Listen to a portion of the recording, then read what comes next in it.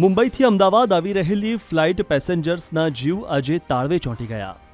અકાસા એરની flight number QP1781 Ahmedabad airport પર land થવા પ્રયાસો કર્યા, પરંતુ લેન્ડ થઈ શકી નહોતી. ખૂબ પ્રયાસો કરવા છતાં આ ફ્લાઇટ બોઈંગ 737 મેક્સ 8 બે વાર ઉપર આવી ગઈ હતી. બોલિવૂડ અભિનેતા ઇમરાન હાશમી પણ આ જ ફ્લાઇટમાં હતા. તેની આગામી વેબ સિરીઝ તસ્કરીના પ્રમોશન માટે અમદાવાદ આવી રહ્યા હતા અને તેઓ મુંબઈથી અમદાવાદ માટે અકાસા એરની ફ્લાઇટમાં સવાર થયા હતા. 13 જાન્યુઆરી 2026ના રોજ 8:40 મુંબઈથી ટેકઓફ થઈ હતી. પરંતુ જ્યારે ફ્લાઇટ અમદાવાદ એરપોર્ટ પર લેન્ડિંગ માટે આવી ત્યારે અચાનક ટેકનિકલ અથવા ઓપરેશનલ કારણોસર મુશ્કેલી ઊભી થઈ.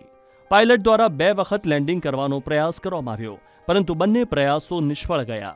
મુસાફરોની સુરક્ષા સૌથી મહત્વપૂર્ણ હોવાથી પાયલટે તરત જ ફ્લાઇટને ડાયવર્ટ કરવાનો નિર્ણય લીધો. જો કે જ્યાં સુધી ફ્લાઇટ લેન્ડ ન થઈ ત્યાં સુધી તમામ મુસાફરોના જીવ તાળવે ચોંટ્યા હતા.